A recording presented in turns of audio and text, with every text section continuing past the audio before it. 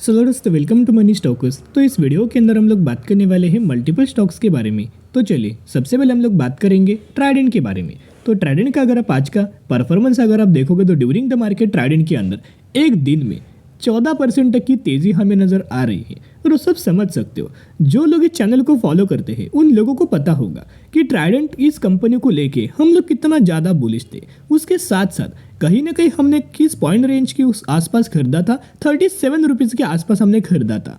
ये क्यों हमने बाइंग किया था वो हम लोग टेक्निकल चार्ट पैटर्न्स के हिसाब से बात करेंगे। लेकिन कितना ज़्यादा दोस्तों हम लोगों ने आपके साथ अपडेट किया था कि कंपनी के अंदर ढेर सारे अपडेट्स आया था। बिजनेस अपडेट के बारे में भी हमने बात किया था कि कंपनी के अंदर एक रिपोर्ट के अंदर हमें दिया गया था।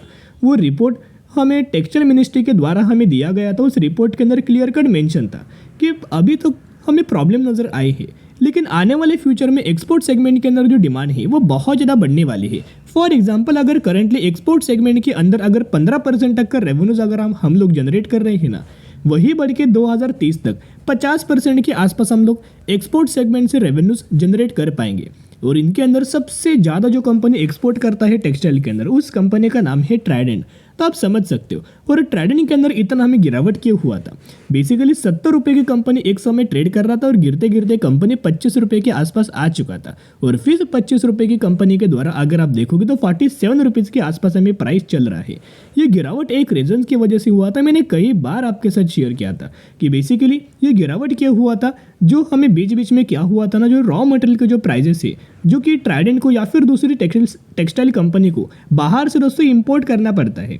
तो कहीं ना कहीं वो रॉ मटेरियल का जो प्राइस है ना, उस प्राइस के अंदर बहुत ज़्यादा हमें हाइक नज़र आया था। फॉर एग्जांपल अगर ट्राइडेंट को पहले 10 के हिसाब से अगर रॉ मटेरियल मिल रहा होगा ना, तो वो बढ़ के 15 हो चुका था। तो इससे होगा क्या, इससे ये हुआ कि कंपनी का प्रॉफिटेबिलिटी वाला जो रिकॉर्ड था या फिर जो कंपनी का प्रॉफिट था उसके अंदर डिक्लाइन हुआ, रेवेन्यूज़ के अंदर डिक्लाइन हुआ। और जितने सारे पैरामीटर्स है उन हर एक पैरामीटर्स के अंदर हमें डिक्लाइन नज़र आया।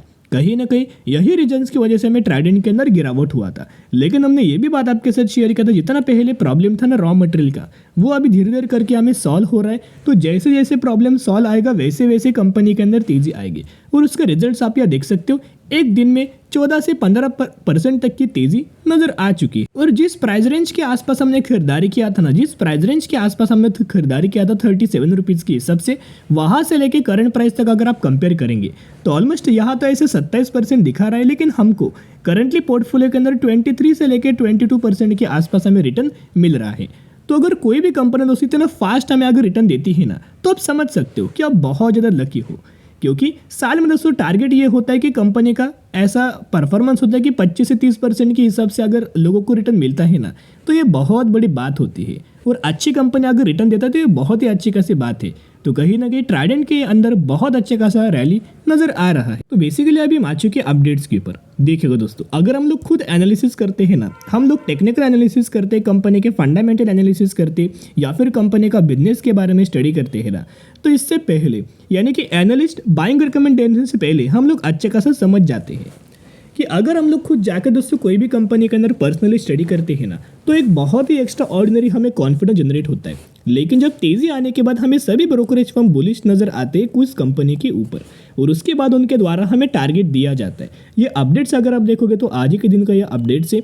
अभी जैसे कंपनी के अंदर हमें तेजी आया वैसे अगर आप देखोगे तो 4 स्टॉक्स के बारे में इन्होंने एक बाइंग रिकमेंडेशन दिया गया। इनका यह मानना है कि बहुत ही कम समय के अंदर 27% तक का रिटर्न आपको और इन कंपनीज के अंदर मिल सकता है। जिसके अंदर पहला कंपनी का नाम है ट्राइडेंट, दूसरा कंपनी का नाम है एपीएल अपोलो, और उसके बाद और 2 कंपनीज नजर आ रहे हैं। और अगर 27% तक का भी अगर हम लोग टारगेट कंपेयर करें तो 36 से लेके अगर आप अभी तक दोस्तों देखोगे तो ऑलमोस्ट हमें 51 रुपीज़ तक का टारगेट हमें दिया गया है। और जो हम लोग लगातार दोस्तों जो आपके साथ शेयर कर रहे थे ना कि 50 डेज का मूविंग एवरेज टू 100 डेज का मूविंग एवरेज, वो बहुत अच्छा खासा दोस्तों वर्क करता है। तो चलिए सबसे पहले दोस्तों हम लोग बात करेंगे सिंपल टेक्निकल चार्ट के बारे में। यहाँ आप देख सकते हो हम लोग बात कर रहे हैं ट्राइडेंट के बारे में। तो बेसिकली यहाँ अगर आप देखोगे तो नीचे से एक बहुत अच्छा खासा ट्रेड लाइन का एक सपोर्ट लेवल नजर आ रहा है। ये भी दोस्तों हमने आपके साथ शेयर किया था। जो लोग चैनल को फॉलो करते हैं उन सभी लोगों को पता होगा। यहाँ आया कंपनी जब भी इस ट्रेड लाइन के आसपास आता है सपोर्ट लेता है। एक बार आया सपोर्ट लिया, सेकंड बार आया सपोर्ट लिया, और थर्ड बार भी आएगा सपोर्ट लेगा, ये भी हमने डिस्कस किया था। उसके साथ साथ ऊपर से अगर आप देखोगे कि रेजिस्टेंस हमें लाइन नजर आ रहा है, इसी रेजिस्टेंस लाइन के आसपास हमें जब भी ट्राइडेंट आता है एक रेजिस्टेंस फेस करता है। एक बार आया रेजिस्टेंस फेस किया, सेकेंड बार रेजिस्टेंस, थर्ड बार रेजिस्टेंस, लेकिन कभी ना कभी दोस्तों कंपनी तो ब्रेकआउट तो करेगा ही करेगा, क्योंकि कंपनी गिर क्यों नहीं रहा, यहाँ से गिरावट क्यों नहीं हो सकती, उसके पीछे का मल्टीपल रीजन है, जो रीजन हमने वीडियो स्टार्ट होने से पहले आपके साथ शेयर किया है। इसी वजह से बहुत दोस्तों हम लोग इस कंपनी को लेकर बुलिश थे और कम समय के अंदर कंपनी रिटर्न दे सकता है। और ये भी हमने कल के वीडियोस के अंदर भी डिस्कस किया था, एक बार कंपनी अगर 42 रुपीज़ का भी लेवल्स अगर ब्रेक करके ऊपर सस्टेन होता है ना, तो ये कंपनी का टारगेट बहुत बड़े बड़े आपको नजर आ सकते हैं और बहुत ही जल्द कंपनी 70 रुपये तक का भी लेवल्स हमें अचीव करके दे सकती है। ये हमने सिंपल टेक्निकल चार्ट के बारे में बात किया था। अभी हम लोग बात करेंगे मूविंग एवरेज के ऊपर। तो बेसिकली अगर आप यहाँ मूविंग एवरेज के एनालिसिस देखोगे तो ये भी हमने डिस्कस किया था। बेसिकली येलो लाइन इंडिकेट्स क्या करता है 50 डेज का moving average, grey line indicates क्या करता है 200 डेज का मूविंग एवरेज। तो जब भी कंपनी मूविंग एवरेज के आसपास आएगा तभी तभी कंपनी सपोर्ट लेगा, यही हमने डिस्कस किया था। यस, तो आप देख सकते हो इससे पहले भी क्या हुआ, मूविंग एवरेज के आसपास आया, ब्रेकआउट किया, सपोर्ट लिया, फिर मूविंग एवरेज के आसपास आया, गिरते गिरते सपोर्ट लिया, फिर गिरते गिरते मूविंग एवरेज के आसपास आया, हमें सपोर्ट लिया, फिर यही कंपनी मूविंग एवरेज के आसपास आए, फिर यहाँ भी सपोर्ट लिया। यानी कि इस कंपनी का अगर आप लो देखोगे लगातार दोस्तों जो लो है ना वो अप शिफ्ट होते हुए नजर आ रहा है। इसका मतलब क्या है कि कंपनी धीरे धीरे करके साइलेंटली ऊपर जाना चाहती है।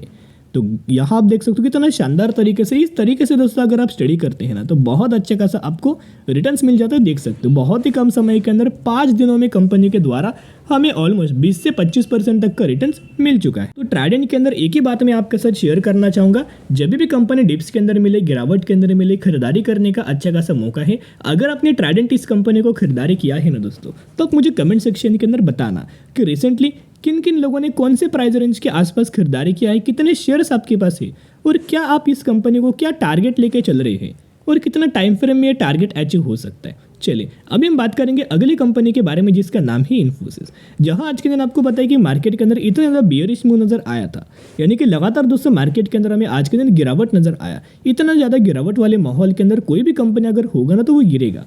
तो वैसे इन्फोसिस के अंदर ऐसा अगर आप देखोगे तो ऑलमोस्ट हमें 0.70% की गिरावट के अंदर हमें करंटली इन्फोसिस ट्रेड कर रहा है। कहीं ना कहीं अगर आप देखोगे तो 1521 रुपये के आसपास हमें इन्फोसिस ट्रेड कर रहा है। अभी लगातार अगर आप देखोगे तो इन्फोसिस के अंदर या फिर बाकी सभी आईटी सेक्टर की कंपनीज के अंदर बहुत ज़्यादा ब्रोकरेज फर्म का मानना है कि ये कंपनीज अपना जो रिजल्ट है ना वो बुरा परफॉर्म करने वाली है। लेकिन मैक्सिमम एनालिस्ट का ये मानना है कि जो इन्फोसिस कंपनी है ना वो बहुत ज़्यादा बुरा हमें रिजल्ट बिल्कुल भी परफॉर्म नहीं करने वाले, रेवेन्यूज़ के अंदर कोई बहुत ज़्यादा गिरावट नहीं होने वाला। और यही फिर से दोस्तों रिपोर्ट के अंदर एक और ब्रोकरेज फर्म के द्वारा हमें दिया गया है। देखिएगा the IT earning preview 4 of the Indian top 6 IT companies में सी रेवेन्यूज डिक्लाइन, यानी कि जो टॉप के कंपनीज है ना उनके अंदर भी रेवेन्यूज के अंदर हमें डिक्लाइन रहने वाला है। और यहाँ दोस्तों अगर आप इनका विप्रो का भी देखोगे तो इनका मानना है कि विप्रो का जो डॉलर इंडेक्स रेवेन्यू है उसके अंदर 2.4% तक की क्वार्टर ऑन क्वार्टर बेसिस गिरावट हमें नजर आ सकती है। और जो इन्फोसिस है ना उसके रेवेन्यूज के अंदर 1.5 से लेकर 2% तक की गिरावट नजर आ सकती है। और इनके द्वारा हमें फोटो के अंदर दोस्तों सभी चीज़ों के बारे में हमें मेंशन किया गया है। ये है quarter on quarter basis revenues का डेटा। इनका ये मानना है जो कंपनीज का जो Q3 का रिजल्ट आने वाला है उस रिजल्ट के अंदर TCS 0.2% तक की रेवेन्यूज के अंदर डिक्लाइन कर सकती है। तो एज सच कोई बहुत बड़ी गिरावट दोस्तों TCS के अंदर हमें नहीं होने वाली। इनका ही मानना है एस्टिमेट्स हमें जो दिया गया है कि माइनर से गिरावट होगा 0.2% के आसपास। इन्फोसिस के अंदर बोला गया है कि 1.7% के आसपास। विप्रो के अंदर दोस्तों बहुत ज़्यादा बियरिश व्यू हमें बोला गया है। विप्रो के अंदर इनका मानना है कि 2.4% तक का इनका जो रेवेन्यूज है वो क्वार्टर ऑन क्वार्टर बेसिस हमें गिर सकता है। HCL टेक के ऊपर ब्रोकरेज फर्म बहुत ज़्यादा बुलिश लेके चल रहे हैं, क्योंकि इनका ये मानना है कि HCL टेक्नोलॉजीज का जो रिजल्ट्स आने वाला है वो रेवेन्यूज़ के अंदर 3.8% तक की जंप आएगा। और LTIMindtree के रेवेन्यूज़ के अंदर भी 0.8% की quarter on quarter basis jump आएगा। टेक महिंद्रा कंपनी के अंदर 1% तक का आपको रेवेन्यूज डिक्लाइन नजर आ सकता। उसके साथ साथ जैसे कि आपको बताया हम लोग इन्फोसिस के बारे में डिस्कस कर रहे हैं, तो इनका मानना है कि इन्फोसिस का जो रिजल्ट हमें आने वाला है तो अलग अलग ब्रोकरेज फर्म के द्वारा अलग अलग व्यू हमें दिया गया है। तो रेवेन्यूज के ऊपर दोस्तों हमें बोला गया है कि कोटक इनका मानना है कि ऑलमोस्ट 1% से लेकर 2.5% तक की गिरावट हमें इनके रेवेन्यूज के अंदर नजर आ सकती है। एम्बिट कैपिटल की अगर बात की जाए तो 1% से लेकर 2.5%, गोल्डमैन सच की भी अगर बात की जाए तो ऑलमोस्ट 1% से लेकर 2%, एंड मॉर्गन स्टैनली की अगर बात की जाए इनका भी 1% से लेकर 2%।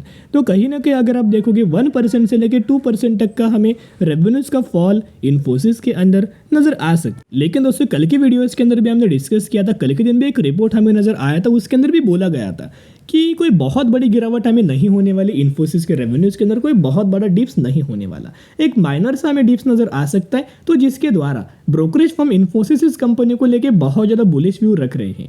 इनके अंदर दोस्तों पहले ना कल के दिन जो डेटा के बारे में हमने आपके साथ कवर किया था, उसके अंदर एक ब्रोकरेज फर्म के द्वारा पहले 1400 रुपये तक का टारगेट हमें दिया हुआ था, उसके बाद वो टारगेट बढ़ा के 1800 रुपये तक का हमें टारगेट किया था। यानी कि आप समझ सकते हो कि गिरावट हमें इनके रेवेन्यूज के अंदर होने वाली है, फिर भी मैक्सिमम ब्रोकरेज फर्म का व्यू बहुत ज़्यादा बुलिश है। उसके साथ साथ कई सारे ब्रोकरेज फर्म के द्वारा 2000 रुपये तक का टारगेट दिया है, और कई सारे ब्रोकरेज फर्म के द्वारा हमें 1660 रुपये तक का टारगेट हमें मोतीलाल ओसवाल के द्वारा हमें दिया गया है। तो कहीं ना कहीं दोस्तों अगर आप देखोगे तो अगर एज कोई बहुत बड़े दोस्तों फॉल अगर इनके रेवेन्यूज के अंदर नहीं आया ना, तो कंपनी यही लेवल्स के आसपास हमें कंसोलिडेट कर सकता है, यही लेवल्स के आसपास हमें कंपनी ट्रेड कर सकता है। और जब अच्छे खासी कंपनी के अंदर अपडेट्स आएगा, जब अच्छे खासे कंपनी के अंदर हर एक डेटा आएगा ना, उस समय कंपनी फिर एक ब्रेकआउट हमें दे सकता है। नहीं तो अगर इनके रेवेन्यूज के अंदर कोई हमें इंपैक्ट दोस्तों अगर नहीं आया ना, फिर यहीं से एक बहुत अच्छा खासा ब्रेकआउट, बहुत अच्छी खासी रैली हमें इन्फोसिस के अंदर कंटिन्यू हो सकती है। इसके द्वारा तो ब्रेकआउट हमें दिया गया है, इसी के ऊपर लगातार कंपनी ट्रेड कर रहा है। एक रजिस्टेंस लेवल, तो उसी लेवल रजिस्टेंस को ब्रेक करके कंपनी ऊपर हमें ट्रेड कर रहा है। लेकिन क्या है ना दोस्तों, यहाँ ऐसा न्यूज़ आया है ना, जिस वजह से थोड़ा बहुत प्रेशर हमें इन कंपनीज के अंदर बना हुआ है, और उसके साथ साथ यही खबर देख के रिजल्ट हमें बुरा आने वाला है। रिटेलर्स बहुत ज़्यादा इस कंपनी को माल बेच रहे हैं। लेकिन जो भी हमें प्रॉब्लम फेस करना पड़ रहा है, जो भी हमें कंपनी को जो भी पैरामीटर फेस करना पड़ेगा, रेवेन्यूज हो, प्रॉफिट हो, वो कोई लंबे समय के लिए कैरी फॉरवर्ड नहीं होने वाला। तो शॉर्ट टर्म का आपका व्यू ना रखें, लॉन्ग टर्म का दोस्तों व्यू रखें, कोई प्रॉब्लम इन्फोसिस के अंदर नहीं होने वाली। तो जिसके द्वारा रेवेन्यूज देखोगे तो लॉन्ग टर्म का ईयर ऑन बेसिस के ऊपर 2019 से लेकर 2023 तक लगातार कंपनी बहुत अच्छा खासा परफॉर्म कर रही है। इसके साथ साथ अगर आप प्रॉफिट का भी डेटा देखोगे 2019 से लेकर 2023 तक, तो लगातार हमें प्रॉफिट्स के अंदर भी दोस्तों ग्रोथ नजर आ रही है। तो आप समझ सकते हो जितना ज़्यादा इन्फोसिस के अंदर दोस्तों गिरावट नजर आए ना, उतना बायोंडे स्ट्रेटेजी अप्लाई करके लंबे समय के लिए होल्ड करना, क्योंकि लगातार म्यूचुअल फंड्स कंपनी के अंदर बहुत बड़ी बड़ी खरीदारी हमें कर रहे हैं। चलिए अभी हम बात करने वाले हैं कोचिन शिपयार्ड के बारे में, जो 1300 रुपये के आसपास हमें ट्रेड कर रहा है और मैक्सिमम के अंदर 150% तक का रिटर्न्स बना के दे चुका है।